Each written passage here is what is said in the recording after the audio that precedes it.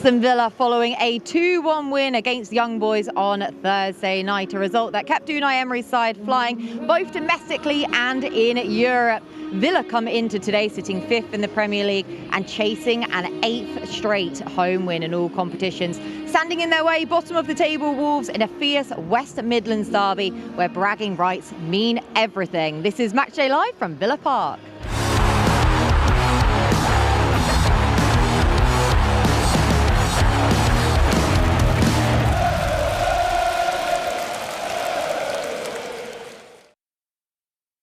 Welcome along to Villa TV and to Matchday Live. My name is Kate Tracy, and a quick turnaround for us back to Villa Park. Certainly a quick turnaround for Alan McInally, James Chester joining us, and Ahmed El Mohammadi. Quick turnaround for you as well, sir. How was Thursday? Yeah, it was great. Good win on Thursday. It wasn't that, it could have been like 4 or 5-0, but it ended up 2-1. The main thing is the manager make a lot of changes on Thursday, seven changes. So the players played fantastically, especially Malan, came on and scored 2 goals after a great 45 minutes against Leeds. So it was a good night for Aston Villa Football Club. And again, now back to the Premier League, big game for us. It's a derby, so yeah, hopefully another 3 points today. It's that time of year, Alan, isn't it, where we really start to kick into gear properly with games coming every 3 or 4 days at present. So you really want to be capitalising on momentum. Oh, I think almost spot on, because the manager made 7 changes, like you said, and I think every one of them had passed marks, to be quite honest with you. So to second guess the manager starting 11 today is going to be pretty difficult. I mean, you probably won't get it right. But yeah, I think I'm going to say 6 matches in 17 days. It's something like that. It's certainly pretty sharp and sharp. Today, then Wednesday at Brighton, then we've got Arsenal here, then we're away in the Europe again at Basel, then we've got West Ham, etc. So it's thick and fast. So it's a squad game nowadays. It's not just 14 players, but I've got to say the lads on Thursday night were really professional. And I know they scored late on, which took a little bit of the icing off the cake, but nevertheless, a very important 3 points, as today is. And obviously there's a little bit of sprinkling with Wolverhampton Wanderers being our guest today, obviously just down the road. But certainly we're favourites. We need to play like favourites, and we need to carry the expectation on our shoulders today to make sure we get the 3 points. James, put us in the mentality of a derby match. We know that this isn't the biggest derby for Aston Villa by any means, but it's still got enough needle and enough bite. How did you feel when it was Wolves? Yeah, they were always really, really good games to play in. They bring good atmosphere with their fans, and yeah, likewise with the Villa fans, it does add an extra little bit to the fixture. Yeah, they were always games that I enjoyed playing in. And scored as well. Yeah, scored. I didn't want to mention it, Elmo, but thank you for that. I was just behind you at that goal. Got the great view of it. Yeah. So good memories then, generally speaking, because it's always been a cagey affair in recent years whenever Villa play Wolves, regardless of where either team are in the table. It's always a slightly more, you can feel there's that little bit more needle. Yeah, I think so, and I think with where Wolves are in the league at the moment, it does make it a slightly tricky fixture. But yeah, I think if we play to the potential that we have and start the game well, yeah, I foresee an Aston Villa win today. Elmo, is this a good opportunity for Villa? We look at the top of the table. A win today would see Villa going 3rd, because of course Chelsea play at 4:30 against Arsenal. So this is a good opportunity, game in hand on Sunderland and Man City above them. Is that an incentive? It is, yeah. Listen, every game in the Premier League is a big game, especially against Wolves. I know they didn't have the start they wanted. It's been a poor start for them, but you do not underestimate any teams in the Premier League, especially Wolves. It's like a derby here today after Sunderland won yesterday as well. They go 4th, so we need a win today. Listen, it's been fantastic for us. The momentum at the football club at the minute, it's been absolutely outstanding. The players, everyone at the squad now is doing their job. Either you start or you coming from the bench. You saw against Leeds, Maatsen coming on, and Malan as well. They're both coming on and just changing the game. And this is what the manager needs. The depth in the squad. Okay, it's fantastic, and especially when you play in a different competition as well. So everyone is at it at the minute, so hopefully long may continue. And like we said, today is big for us because you're going in a very, very difficult time, especially Christmas period, a lot of games. But when you got a depth in the squad for the manager, it's fantastic. Like Alan said, it's a headache for a manager, but it's a good headache. Managers like that. good headache, a lot of options to choose from. So hopefully he can pick the right ones today and get us the 3 points. A lot of depth, and after a pretty tricky transfer window throughout the summer as well for Villa, where their hands were tied to a large degree. So just to take it back to the start of the season and how disappointing a run, and an unexpectedly disappointing run it was, to claw it back now, can you just put that into perspective for us of the sudden rise of Villa again? Well, there was a lot of players that actually have just signed new contracts, and I'm not saying that was floating over, but there was a couple of players that might have been leaving, and there was no distrust at the club or anything. I'm using the wrong word there, but it just took them a while. It was weird because we were in America and we had a great pre-season. Everything went really smooth. The training was good. There was no really that particular injuries, but we just couldn't get up to speed. But I've got to say, since then, and you've got to put it down to the player. Never mind the manager. The manager has obviously been a huge part of it to just remind everybody what their jobs are. But as players sometimes, and especially today as well, I mean, you've just we were talking about the depth of the squad. All of a sudden, if you're in the team and you're in the dressing room, you're thinking, I need to give 1,000,000,000% here. You know what I mean? Because he'll take my place, because everybody's playing that well. But in terms of the turnaround of the way we're playing, I think we're moving the ball quicker than we did at the start of the season, and I think we're more aggressive as well. And you have to be that. You can't just sit back and think it's going to happen for you. You need to give as much as you can give every single game, and I think there's a difference the way we're playing now to the way we were playing, and I think it's probably just getting up to speed with the Premier Division, and now all of a sudden we're seeing the real potential that we have with some of the young players that we have coming through, and I include Buendia in that one as well. He's been terrific on as a starter or on the bench, etc, etc, etc. And those are players who did well with us last season who have stepped on again, and I think people are seeing exactly it. And Emo's right, by the way. This is a huge 3 points for us. Regardless of what happens with the Arsenal-Chelsea game, we need to make sure we win today to keep our momentum into Wednesday and then the following weekend. Did you get some team news? Oh yeah, I haven't seen the team yet. Yes, so this will be a surprise to all of us. So we're going to find out at the same time as you. So starting with Aston Villa. Emi Martinez in goal. Luca Dean comes back into the fray at left back. Pau Torres and Ezri Konsa. Matty Cash at right back. Emi Buendia, Yuri Tielemans alongside Boubacar Kamara. John McGinn, our captain. What a busy time of things he's been having of late. Morgan Rogers and Donyell Marlon keeps his place after that brace against Young Boys in midweek. So that is 6 changes for Aston Villa. Now in terms of Wolves,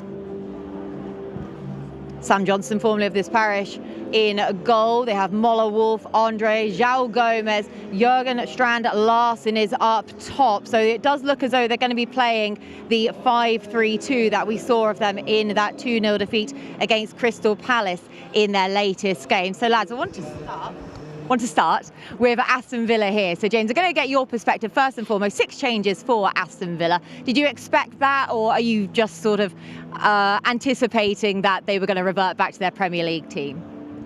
Yeah, I think the big decision was Watkins or Marlon going to play, and I think, like the boys have said, the strength in depth that we have at the club at the moment, it's a good headache for the managers to have, but it leaves difficult decisions to make. But I think the confidence that Marlon has and the performances that he's put out on the pitch recently, probably just been playing today against instead of Ollie.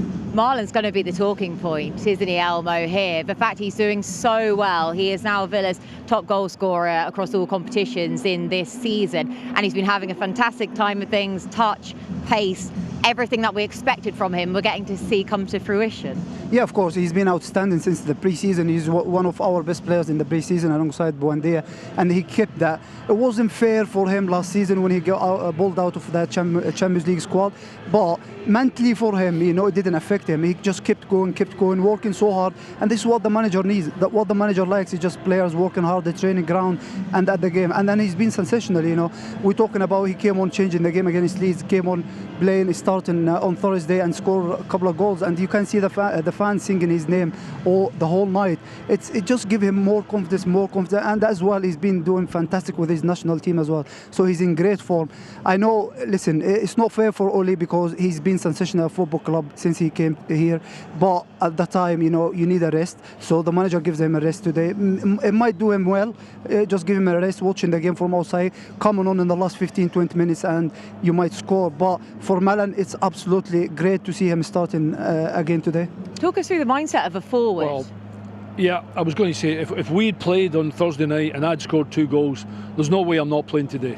I mean, even Unai Emery, and I'm saying you can't second guess the gaffer, because what Unai Emery is, he's not afraid to make big decisions. Genuinely, it doesn't matter who you are.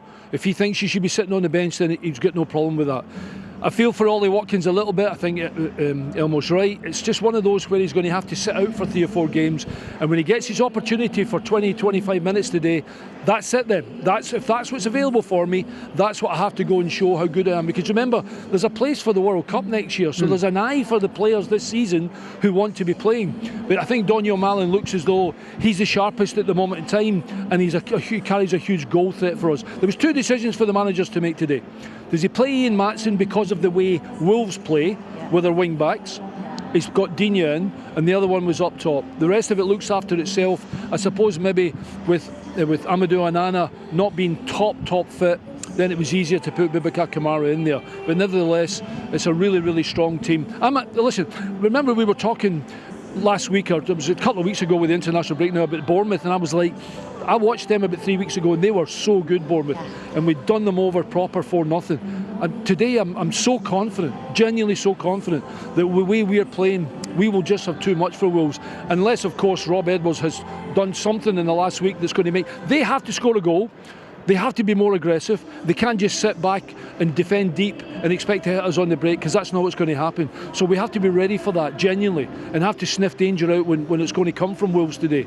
But nevertheless, I'll be very, very disappointed if we don't take 3 points today. We're going to get more reflection on a Wolves lineup and exactly what you guys think of it in just a moment, because for now we better hear from both managers who sat down in a pre-match press conference yesterday. New coach. He did a fantastic job with Luton Town, and he knows us, and of course he is there because he deserved to get this opportunity with Wolverhampton, and my respect is massive. Firstly, because with our experiences against Wolves, Premier League, always was very difficult. Even winning last year was difficult, 2 years ago, and always they are performing very well here. Obviously a really difficult game. It's a Midlands derby, so I want us to play with real pride, and that needs to reflect in the performance as well. We're going up against a really good Villa side, who, whatever they are now, 6-7 games in a row that they've won at home. Villa Park's always a difficult place to go. So yeah, it's going to be a really difficult game. But this is a really special game as well, and especially people that live in this area, they know, they understand. I think that's good. I know and I understand it as well. You know, it's 2 clubs that I've represented. I know what it means to both sets of supporters, and especially to our fans. I know what it means to them. So I want us to go out there and give it our all, and put on a really strong performance. So I'm really looking forward to the game. And we can feel how the difficulty is being playing against every teams, and being always with the moment they will need to compete and to try to start getting more points. But for us is keep our consistency, keep our demand, because we are trying to set our standards high, and try to be there, being consistent. They've got a real clear way of playing, and which works for them very, very well. They're really organised, and you know, everyone now, and they will be. Unai is obviously an incredible manager, has been working with them for a long, long time. So areas of strength for them, we have to try and turn into an area of weakness. So, you know, what they will see as their real strengths, we've got to try and use against them. But that's what everyone tries to do, and doing it is another thing. And even now, always they are in the bottom, but with the new coach, we are going to be motivated, excited. They are now with the necessity to get good competitive way, and they are going to try to do on Sunday. And of course, the coach, he knows us, and he's going to use his capacity, trying to get here points. You know, the first couple of games, you know, the managers that we've come up against, the top level coaches, and obviously Oliver last week and then Unai now, they're amazing at what they do. And yeah, he's won I don't know how many trophies over his time, but the job he's done here at Aston Villa has been pretty sensational. So I've got a lot of respect for him, as everyone will do in the league that comes up against him, and everyone will do in football, because his teams generally play really well and generally win, and that's what he's been doing here. Yeah, great to hear from both gaffers there, both contrasting opinions about this game. Rob Edwards thinks it's a derby, Unai Emery has minimalised that, so very interesting. But lads, I want to go back into Wolves' starting lineup first and foremost, James. When we looked at that, again, it's pretty much exactly what we were anticipating again. Who for them, the big question for Wolves seems to be in the press, who actually progresses it upfield for Wolves? It's a good question. They've got some good players, but I think certainly in the formation that you play, you need people who are able to carry the ball and players with pace, and I'm not sure Wolves have an awful lot of that in their 11. I think the way they set up is difficult to play against, but yeah, like Alan said earlier, the Wolves need to score goals, and they've got a good player. João striker Gomez up in the front, middle of the park. He's the one that has to try and spark something. He's probably their best player. Yeah. Cost them a few quid, and even although you've got Aria, etc., they still need to have something more than what they've had at the moment. But João Gomez, I mean, they'll try and get him in the ball as much as they can. They'll try and get the fullbacks, to bomb on when they've got the ball. But to try and when Rob Edwards was speaking, and I thought he spoke really well, to be fair, because I think he's trying to get everybody up for this game. He's saying it's Aston Villa, it's a Midlands derby, etc. And Unai's like, well, it's not really a derby, and I know they're just down the road, etc., etc. But Rob has to somehow galvanise his team, and he's had a week with them now. But there's certainly players that they've brought in that haven't been as good as they expected they might be. And certainly in terms of a team at the moment, they're miles away from what Wolverhampton Wanderers want them to be. And they had a tricky window as well, Elmo, when they had to obviously sell their two big names like Nouri and Cunha. Do you think that they invested well then after that? No, they didn't. They didn't replace, their two best players. So Alan mentioned João Gomez in there, but he's a very good player. But one player in the team is not good enough to win you games. So they are, really, really light, up front. They just wants to score goals, but they don't have that goal scorer, top goal scorer they like they had before, like Jimenez at the time. So they are struggling up front, but they just relying on the whole team to score. So they come here today. Listen, Rob Edwards has been here before with Luton, and he knows very well, how difficult it is to play at Villa Park. So he's going to sit back and just try to counter-attack him. He just relying on set pieces and that. Are you surprised he took the Wolves job, Elmo? Yeah, Rob Edwards? Yeah. Only because I think Borough, I'm going to say third or fourth. I was, to be honest. In the Championship, second, aren't he? Yeah, it was like, doing great with Middlesbrough. I know he's got a connection with Wolves, but I'm just like, he's an ex-player there. Yeah. So he lives just down the road as well. So I was surprised, to be honest, when you're doing very well with the team in the Championship and you're looking to get promoted and just take it from there. It's better than coming to a very struggling Premier League team. They only 2 points from all those games. So I think this is, the least any team in the history of football after Manchester United in the 30s, I think, and Sheffield United in 2021. So it's a really difficult place for him. So he needs to start winning games. But they are in very, very difficult place now. Were you surprised, James, that he took the job? Elmo's just put a bit more context on it, the fact that obviously we knew his connection to Wolves previously, but where he lives. But from Borough going so well and what he was building there and how well he had previously done at Luton as well, you've got to think there must have been some sort of green flag as to why he would have taken Wolves' job, because on the surface it looks a bit of a mad decision. Yeah, I think, like Elmo's just touched, I think if it was any other club that came in from in the position that Wolves are, I think he probably stays at Middlesbrough. I think the human side of it probably is played a huge factor in his decision. And I'm sure being in the position that Wolves are, he has some reassurances that if... I'm trying to emphasise, they spent 26 million on Arakadari.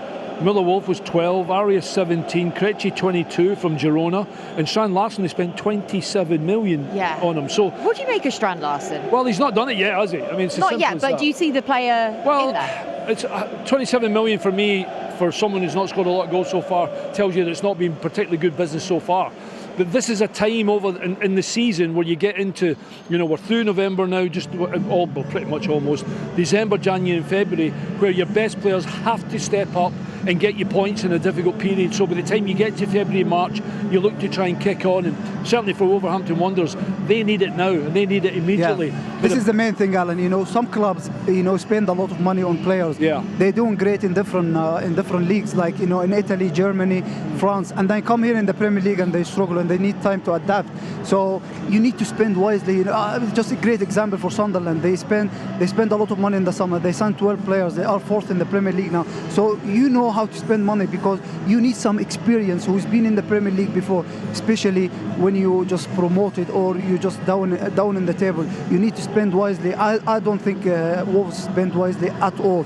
But I'll go back to when you're asking about Rob Edwards as well. I think this is a long term for Wolves. So they know this year it might not go well for them. They might get relegated to the Championship, so they're going to build from next year. Yeah. And he's a very good manager, getting teams promoted from the Championship to the Premier League. So it might this in ahead in the future, maybe it's a long-term contract for him. You must have watched them defensively this season and just scratch your head a little bit because some of the decisions they're making defensively, you're like, really? I mean, you don't want to put yourself under pressure at any time defensively, but I don't see anybody sensing any danger for Wolverhampton Wanderers, and because of that, I'm going to say, I had a quick look, I can't remember, I'm going to say something like minus 20 odd goal difference. That's not enough as a defender for Wolverhampton. It's an awful lot of goals to concede when you're struggling to score. Which is great for us because we're a bit lucky to be the same today, but you know what I mean? I think that's perhaps why he's gone to 3 at the back. To try and mitigate that a little bit. And you boys know Sam Johnson, who's probably going to play in goals. You're giving him the shout then, giving him the holler then. So and he's a good goalkeeper, by the way. Yeah, he's a really good goalkeeper. I think that his position's changed since the start of the season. He wasn't in the team, and but he finds himself as number one now because the boy Bentley he does injured, didn't he? some reassurance and calmness to the back line that's conceded a lot of goals. But I think what Elmo said is spot on. They did spend money, Wolverhampton Wanderers, but not particularly fantastic. It was all kind of big physical types who aren't the most mobile. Yeah, a little bit. And maybe it is thinking down the line that they're still going to be contracted to the club if they get relegated. It's all right speaking about Wolverhampton, but I'm incredibly biased towards us. But if you take us 1 to 11, I don't know anybody. João Gomes is a good player. I like him on the ball. But does he get into our team? I'm like, who's replacing our team? Certainly not replacing John McGinn. He's certainly not replacing Morgan Rogers. He's not doing Anana. He's not doing Bubakakima. So I'm thinking, I'm not really sure how good they actually are in terms of being a Premiership team. And they have to think about rebuilding. So coming here probably is the best thing for Wolverhampton Wanderers in terms of you really need to get yourself up for a game against Aston Villa. Let's see what you've got. I still think we create more chances than them, and I think we'll pretty win it. I think we'll win, not easily, but I think we'll have way too much for Wolves today if everything goes according to plan. Some of the points Unai Emery was making, we know he always likes to downplay fixtures no matter how one-sided they look, because he said again, we are not favourites for this, and he looked at the wider perspective of the Premier League as well, and he even name-checked Newcastle and Liverpool not perhaps being exactly where they should be. And James, he just seems to be instilling that sort of just grounding the team once again. Do you think that's a positive? Yeah, I think it is. I think whenever you see Unai on the side of the pitch and in his press conferences, the next game is the most important one, and you can tell he instills how important that is and how important it is to prepare for the opposition you're playing against. So yeah, I think as a player it'll leave you in no uncertain terms of Wolves' capabilities and that it's a game that you really need to be up for. And he also said, Elmo, that the fact that in midweek it gave him a chance to assess other players. And we talk about the strength and depth, and to coin a rugby term, there are starters and finishers, and that seems to be the modern game. But Unai was saying he's always learning about his other players as well. And again, that could only be a positive. Of course, yeah, great example. Malin is starting today, so he showed him. We spoke here on Thursday before the game for the players who didn't play for a long time and coming to the team and just proving the manager wrong. So for Malin scoring a couple of goals on Thursday, starting today, it's a great example for the manager. Just give him a great headache, And when you got that, a lot of players are available. You don't have any injury. Touch wood that only Tyrone Mings is out injured. So it's a great option for the manager to choose from players. And for a player, when you don't play and then you get the chance, chance. You need to prove the manager wrong. So this is what the players did. You know, a few of them played on Thursday, absolutely fantastic. You mentioned Maatsen as well. You know, we were expecting him to start, but Lucas Dean has been absolutely sensational as well. So it's a great headache for the manager to choose, and he picked the great players today to start the game, and so hopefully can get us the 3 points. It's like a strength and depth for the Villa TV team of my pundits, isn't it? Never get complacent, never know when you're going to be rotated or replaced. Yeah, but we don't know when we're going to get the phone call from you to say we're sitting on the bench. Yeah. Oh, I'll take great pleasure one day when that comes to fruition. Right, we'll talk more about today's game in just a few on the back of this advert break.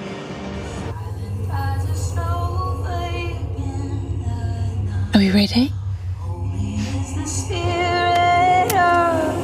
I am the last Villa captain actually to lift a trophy. You've mentioned it a few times. Well, I just thought I'd tell you again, you know. You hungry? Yeah. Oh, go on, mince pie.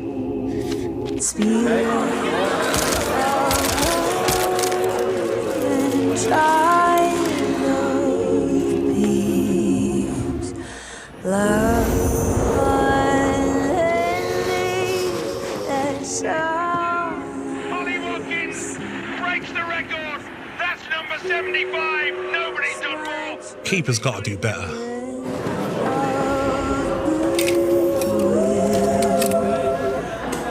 My children, please still. Silent night, holy night. All is calm, all is bright.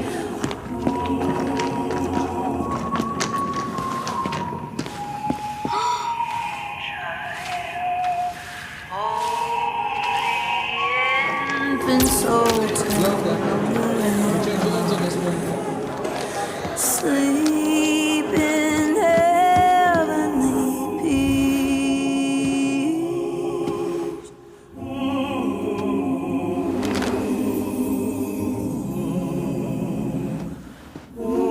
Sleep in heavenly peace.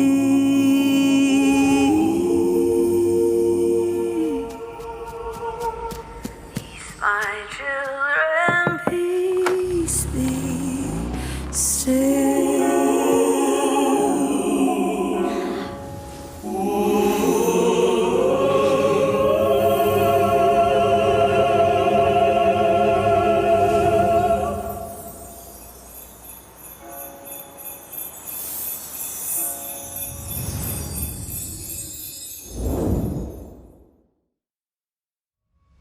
Before the bright lights of Villa Park, there was the beginning. A young lad with a fierce love for the game. His rise wasn't instant, it was built step by step. He's a leader on the pitch, he's a leader off the pitch. It doesn't surprise me that he's captain at Aston Villa. There was always a buzz about John. A massive training ground accident stopped a couple of moves down to England, so I had absolutely nowhere to go. There wasn't a rush for anybody to pick him up on a free transfer. I remember this guy walking through front of the reception and I was thinking, nah, I can't. Who is this guy here that I'm getting put with? And the only player that stopped was John McGinn. I knew then he's decent as a bloke. Everything about it was just so perfect. Sitting in that dugout thinking I'm finished here. Either wallow in it or you puff your chest out and try and prove some people wrong. John McGinn in 3 words. Ooh. Funny. Funny. Funny. Funny. Tough. Humble. Meatball head. Leader. Legend. Loyal. A villain.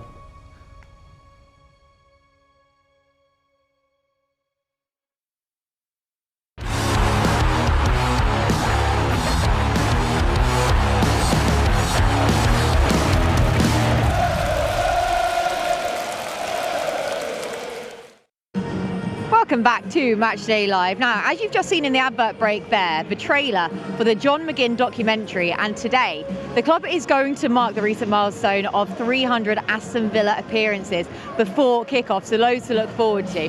Now, James, of course, you were captain when he arrived at the club. What did you think of him there and then, and now what do you think of him? Do you think that you saw the progression he was going to make alongside the club? I didn't know much about John, to be honest, before he came. So I'd not seen him play. What were your first impressions out of interest?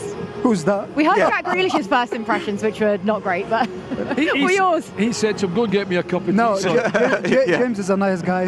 He won't be like Jack. Me and John's luckers were next to each other in the changing room, so I'd like to think I made him feel welcome. Yeah, but as soon as we seen him play, we knew he was a player. And to see him progress through Championship to then play in the Premier League and then play in the Champions League and to get as many caps as he has done for Scotland, I think it's a credit to him as an individual that he's managed to adapt to all the different levels and keep improving as he has done. Was he noisy during the game, even right from the very beginning, as in shouting at people and having that kind of... when he first came, he wasn't like that. No, he was quiet. He was just getting on with the job. Yeah, honestly, when he first came, first year in the Championship, if you remember, he was just getting on with the job. Doesn't talk at all. He was shy and that. But he's growing with the game now. Listen, it's a big improvement for John. Since United came to football club, he improved him a lot. First meeting with John with United, he told him, I saw your last 10 games and you were bad. But it's lucky enough for you that I watched the 10 games before that and you were sensational. So I want you to get back to your best. And to be fair, straight away, the manager set the standard straight away for the players, and he improved all of them. You see the likes of Conse now, we played alongside him, James, and John McGinn, Ollie Watkins, they all improved. So fair play to the manager, fair play to John now. He's captain of a football club, so make his 300 games for the club, and congratulations to him. Congratulations to him as well, for qualifying for the World Cup. It's absolutely fantastic time for him. So long may continue for John. That was some game, wasn't it, for Scotland to qualify? And he's been such himself, McTominay in the middle of the park.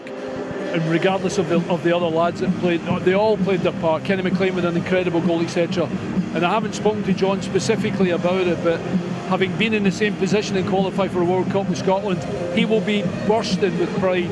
And obviously to get to 300, appearances for Aston Villa again is a milestone in your career for John that he must be so proud of, his family and even Elmo saying he was quiet when he arrived. I know. Boys, he grown into a leader, a mouth, a captain for this football club, and that's why he quite rightly was given another contract to make sure the continue of the football club in Europe domestically carries on with Unai Emery and John McGinn. And great we get to celebrate him as well today with the documentary and all of the entertaining interviews. And the Villa TV team, they haven't asked me to say this, but they did a fantastic job by going and sourcing these interviews as well. We talk about Jack Grealish's.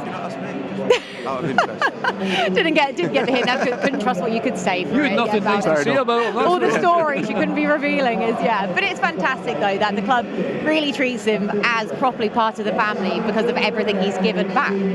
It's an incredible achievement. I think for any footballer to play 300 games in a career is an achievement, but to manage it at a club like this with the history it has and for the success the club has had over those 300 games as well, it's an incredible achievement and something you should be extremely proud of. Let's talk about the fortress of Villa Park. Unai actually mentioned it in his press conference, Elmo.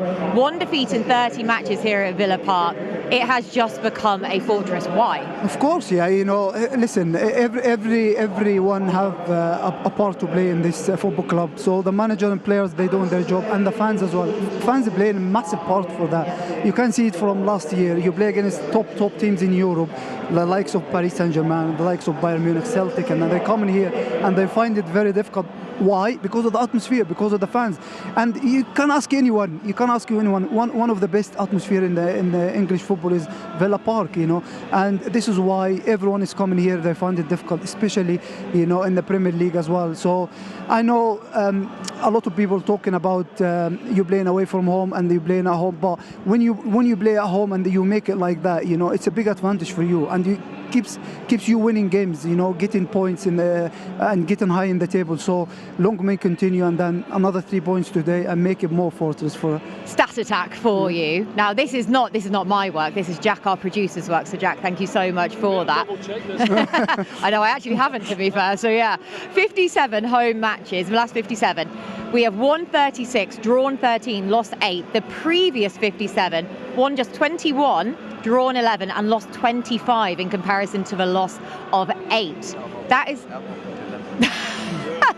in the previous 57. So what's the possible difference? God, Alan, what is actually the difference? Well, the difference is manager. Unai Emery has been... I said it when we've been speaking about it before, and it's easy to say he's a great manager. But he's a great manager because he changes things in games when things have to be changed. In fact, Elmo and I spoke about it on Thursday night about how we changed their fortunes, or specifically the way we played against Leeds United because of the situation and because of we were lucky to be there and watched the gaffer make changes. But he's changed everybody's attitude at this football club. It's easy to have fractions within a football club and people think, no, I'm not sure if we can win. There's nobody at this football club doesn't think we can play against teams and win. And I'll go back to, I don't know, what is it now, 4 weeks ago, 5 weeks ago, Man City came here, we beat them 1-0, thanks very much.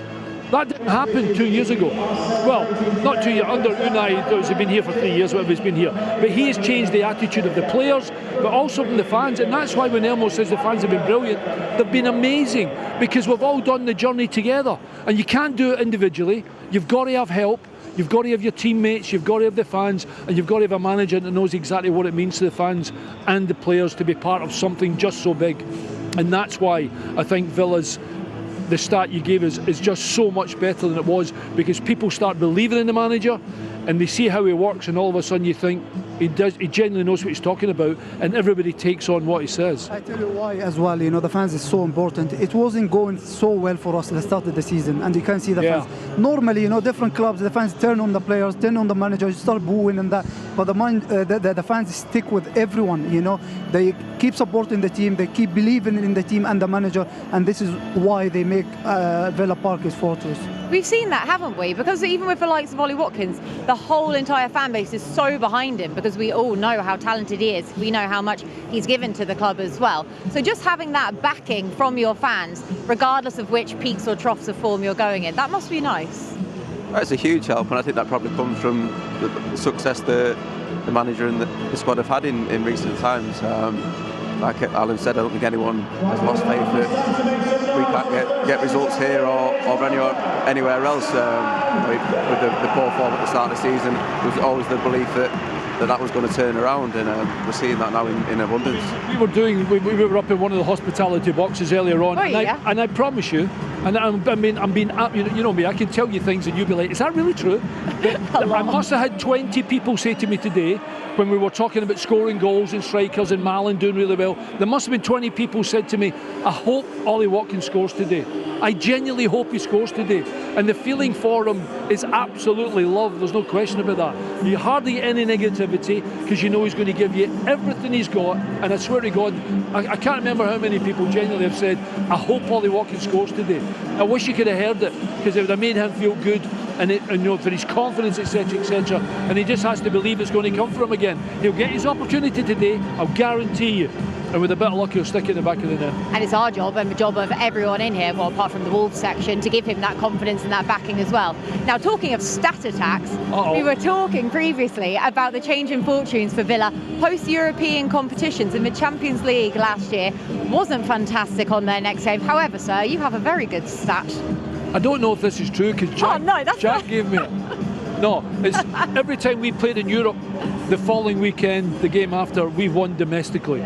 And we're the only team in Europe to have done that. So it's 4 times we're 100%. So that bodes well for us coming in today, regardless of, you know, Wolves being at the bottom of the table. But certainly after a European competition, whatever the manager's done with the prior, with the rest, with the preparation, etc, etc, we've won our following domestic games. So a bit like that carries on today as well. Because Jack has actually given me the stat for last season, the Champions League phase matches, winning just one of those versus Wolves, though, drawing 3 and losing 4. So yeah, oh no, Elmo's got another stat that we're going to get to in a bit. He's waiting with bated breath for it. But by the way, you better get something, James. Feeling the stat pressure right now. But James, on that though, do you think the conditioning of the Conference League the previous year, the Champions League last year, has just all helped to give Aston Villa that conditioning to be able to come back and bounce back to their proper form in the Premier League? I think so, because if you're not in those competitions and you're only playing in the Premier League, you're playing Saturday to Saturday mainly, so I think as a squad it does take some getting used to, but as we've touched on earlier with the strength and depth that we have at the moment and how each individual is performing, it's making it easy for the managers to be able to make such big changes on Thursday and then again on Saturday, knowing that everyone's going to perform and get you the right result. Elmo, were you going to say something then? Sorry? I thought you were flagging to say something, so No, you I were. was talking about, comparing between last year and this year.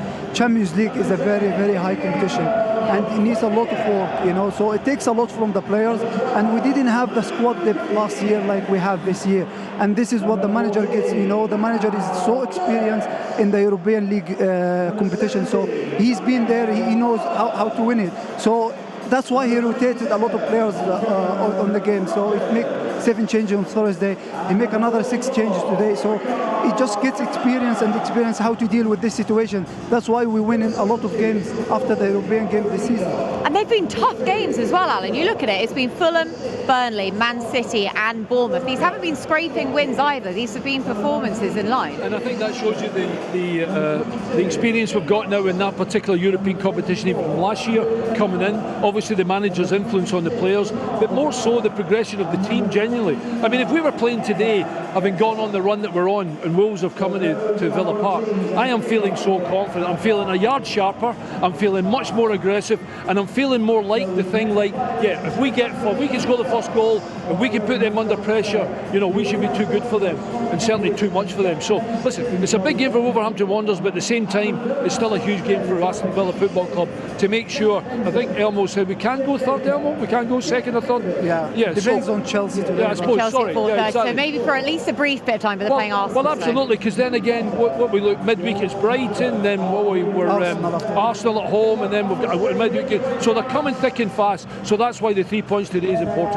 Right, should we hear from Morgan Rogers? He has been involved in 5 of the last 7 goals, and Morgan Rogers having plenty of impact. He spoke earlier on this week about the improvement that Unai Emery has seen in him. Yeah, he's a great manager, a great person as well. He's always honest with me. He'll tell me how it is, good, bad, anything, and he'll just be really honest, but always wanted to work with me and always was on my side and always wanted to help and improve. And he saw something in me, but I still had to work, and he still had to show me what I need to work at, and it really helped me be me. And yeah, he's a great manager. Even every day you're on your toes, and he's so intense. He wants to improve everyone and get better, even if after a good game, a good week, a good performance, even a good season, he wants to go again and get better. And he strives everyone on and gives everyone massive belief and confidence to go and better themselves and be the best version of themselves. So he's a great manager, a great person, and yeah, as a group we really enjoy working under him. We kind of work on how high walls jump, how far keepers can get, and kind of work on it and just practice it and keep practicing. I think I should be practicing more than I have done, but I have practiced a few times, and it does help. It does just help you understand what is required to get it done. And yeah, having that in the locker is nice. I need to practice a bit more to be a bit more consistent, but yeah, it was nice that it went in. When you're younger and being at West Brom and playing against Wolves, it's always a big rivalry, always a big competition between clubs, and that's no different now for me, especially being from here. It's a local derby, we want to go in there and win, and like any other game, but it might be that bit special due to the fact of obviously it being close. But yeah, I'm looking forward to it and I'm excited. The Premier League can throw up different surprises when you least expect it, so we need to be ready and at our best if we're going to win. They've got a new manager, they've got quality players. I know they've not been in a good run of form, but they're bound to turn it around at some point. And we need to make sure it's not against us, and we're at our best, and we do enough to win the game. So yeah, we'll be looking forward to it, but we know that they're going to come 100% at it and give it their all.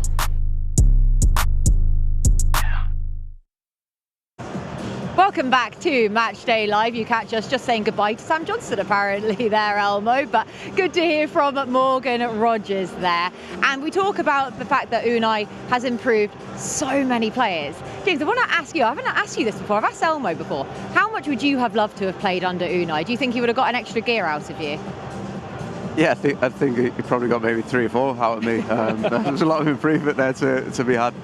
I think as for players now, the amount of time he obviously puts in into them on the training pitch, but I think with a lot of video and meetings and how he speaks to them as well. I think as a player now, it must be amazing to receive the amount of detail that they're getting. Would you have liked that? Of course, yeah. Listen, you're asking James, he would love someone like James, because I'm not saying that because he's here, because he was so good on the ball as well. So what's United like, for centre halves to be on the ball more time and more time. Similar like Konsa and Pau Torres, they are very good on the ball and that. So James will suit the style of play, that the manager likes as well. So yeah, of course, manager like him, he's been fantastic. He won a lot of trophies, and he improved a lot of players, like you said. The players we played with them, like Konsa, Watkins, John McGinn as well, Kashi. So the way they play now is absolutely fantastic. So I would love, played under United, absolutely. If you had to say which part of Morgan Rodgers' game, hang on a minute. You haven't asked me if Unai Emery. No. You're too old for that, Alan. You're back in the. We know you had no ceiling anyway. But my answer to the question would have been, I think Unai would be delighted to have me in the team. I'm sure in the meetings you would have sat there perfectly quiet and just paid attention. I'm sure. I'd have been like that until Saturday, until 2:05, given I wonder if the gaffer's put me in today because. Anyway, sorry, what are we talking about? Morgan Rodgers, absolutely, yeah. What do you think that Unai's managed to improve about his game the most? I think his consistency. I think even at the beginning of the season, it was tough for Morgan to even set the standards because he was Young Player of the Year, wasn't he? Young Player of the Year. So there's a standard there that we all expect is going to kick in right away. And it doesn't happen like that with young players or even players with more expectancy on the shoulder. Got to say, Morgan Rodgers has been brilliant. He's been brilliant for England and he really got himself going. But I must admit, at the moment in time, of the players that are in good form, Morgan's probably in the top 3. There's no question about that. Everything's flowing for him. He looks strong again, driving from midfield and getting goals. The first goal the other night there was fantastic. It really was. I should say the first goal against Leeds United was huge. Getting in the box, going, forcing the play. But certainly under Unai Emery, he has made him a much better player. And I don't think for 1 minute, by the way, in fact, this is the goal here. Against this, gets across Malin, of course, and he gets across the defender brilliantly well and uses the pace of the ball just to get it into the back of the net over the goalkeeper. It was really good play, and that was the change of play that we had. Kashi hadn't been that far down the pitch in the first half against Leeds United, and then he was. We've got to say, Malin, it's a great ball in. If you know that's coming in there and you get in front of the defender, no, it's not. Absolutely, it's not. But the touch was first class. But I don't think for 1 minute that he stopped progressing at Morgan Rodgers. I think there's plenty more to come, and that's only an advantage for Aston Villa. Well, I mean, he's added free kicks to his game as well, Elmer. Yeah. Who saw that coming? It's just, first free kick he ever take. He was spoken about it, It's like Emi Buendia style, Buendia scored a couple of goals like that, but it's just coming, Ronaldo used to do it back in the day, the technique, that he's doing it now. But it wasn't Buendia on the pitch at the time, so no one take responsibility. So Morgan just grabbed the ball, and I told the story on Thursday, I was sat next to Tommy and I told him, Morgan's going to score, he's going to smash it. And Tommy said, no chance. I said, if he's going to score, you're taking me to dinner. So after he scored, he just ran away, from me. Listen, it was a great technique, and it needs some responsibility, some character, and he grow into that responsibility now. I remember, the story when we played Middlesbrough in the Cup and he was sensational against us, and the manager wants him straight after the game. So he told Monchi to Damian, we need to sign him. He came here. The first 8 games, he didn't start. He just coming on the bench, and the manager spoke about he needs to adapt to our style of play, and he make him improve. He had one-on-one with him, in the training ground to just improve him and show him videos and that. So he improved. He's now regular for our team, regular for England.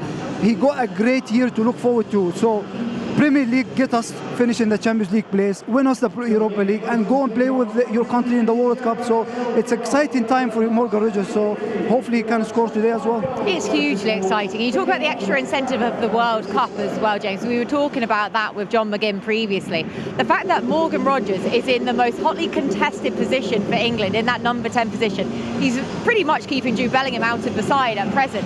How much confidence could he gain from that? Well, an awful lot, like you say, to keep a player like Bellingham out of England's squad at the moment. I'm sure it's giving him a lot of belief in his game. I like what he said on video about the manager, good or bad, he'll let you know. And I think as a player to be in that position, you know where you're standing.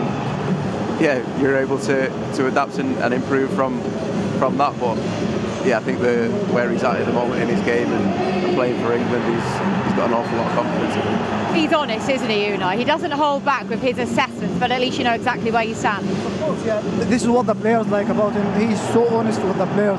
If you're not good, he will tell you on your face you're not good. If you're good, he won't, praise you. He just wants you to improve and improve. And like in every press conference, he wants the players improve every day. Even if he's keep winning and that, he wants the players improve and improve. That's why he's one of the best managers in the world. One of the best managers in the Premier League now. You can see, the trophies he won with the different clubs. It gets him to top manager. This is what the top managers wants the players improving every day. Even if you're playing well, he wants you to improve and improve. That's why we are delighted to have a manager like him. You can tell that you haven't played particularly well, or the levels you've set already are not what you've said. You're expected to get something from the gaffer. You know he's going to pull you in and say, hey, it's not acceptable. This football club expects more from you.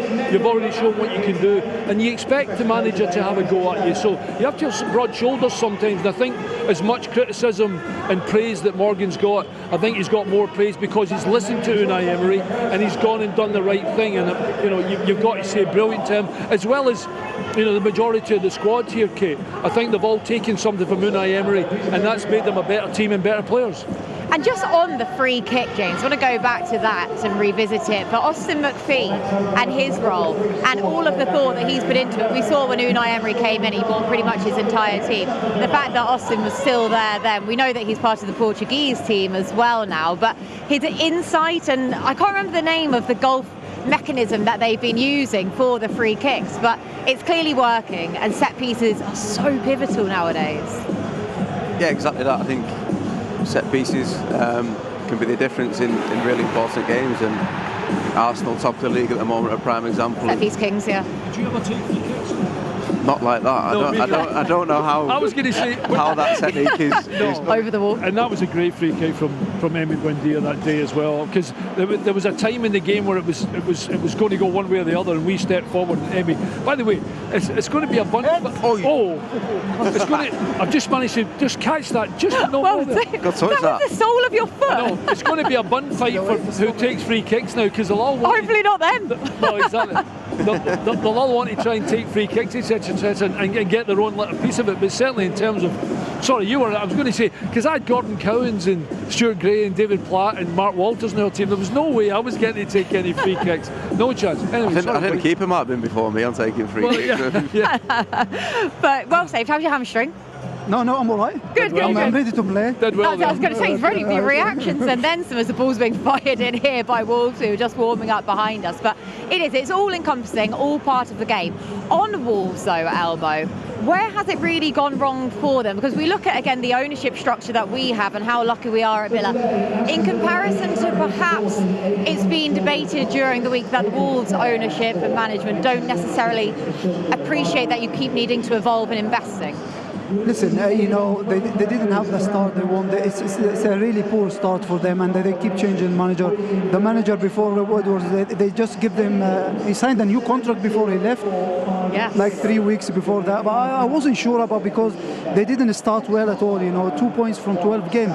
That's so poor from. And to go back to the investment in the football club, but you need to invest well. You need to invest in your players. You need to buy the right players, and I think this is what they got it wrong. They didn't buy the right players for the football club, and this is why they are bottom of the league now with 2 points. So it's a big job for Rob Edwards, but he can manage to get the best out of the players. But I think, for my opinion, it's going to be very, very difficult for him to keep them in the Premier League. And a new manager, and I don't know if you remember, a few months ago, you and I were sat down with Austin McPhee when we were talking about a new manager. I forget which team it was for, but do you remember Austin said to us, it doesn't make it an advantage to you to have a new manager in the opposite team because they're so much more difficult to read? Yeah, absolutely. And listen, I wish Rob all the best. He's a good lad. I mean, I think Elmo and I spoke briefly about, maybe I'm surprised that he took the job. I know he's a connection with Wolverhampton Wanderers, but I think Elmo's right. I think they might be thinking long term in terms of it's going to be a difficult season for them, and maybe then they're thinking about coming straight back up. the start of the season has put them in a position that's I think almost impossible now. But the biggest thing today for us is to carry the weight of expectation and favouritism on our shoulders and make sure we start the game properly. If we start the game properly, they already know, they're like, we're never beating Aston Villa at Villa Park. As much as they want to try, and it's a kind of mini derby in sense of geographically we're close to Wolverhampton, but to be honest, if we do the right things today, I can't see them being close to us. I don't think they score, and I think we win, not easily, but I think second half I think we'll prove just how good a team we are against this team, who, what Elmo just said, are bottom of the league for a reason. Right, we've got about 2 minutes left as the Villa players are going back down the tunnel here. So Elmo, I have tried my hardest to think how I can possibly crowbar your stat into this, but I haven't been able to. So you may as well just reveal your 205 stat. 205, yeah, we played 5 games and we lost 4, and we only won 1 was against Wolves. So it's a good.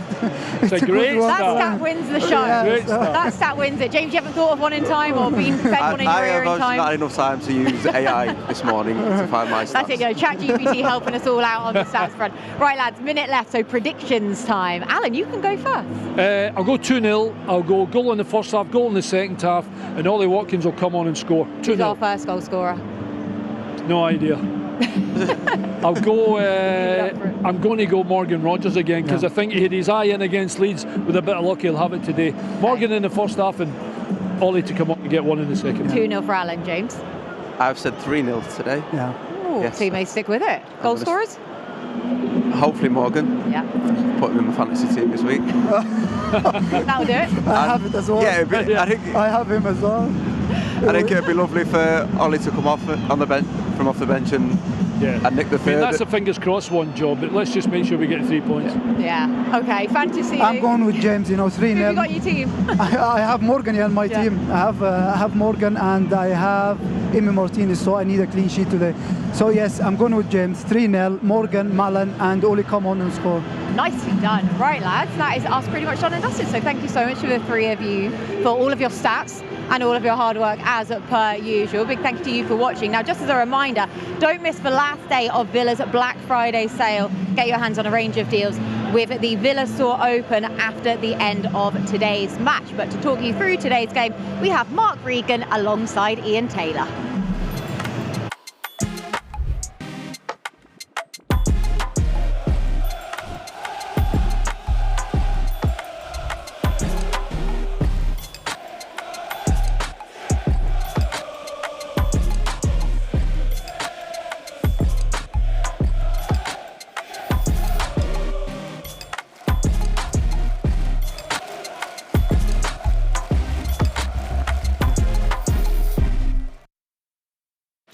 Hello, good afternoon. Welcome to Villa TV. Welcome to Villa Park as well. Aston Villa against Wolves in the Premier League. Villa looking to carry on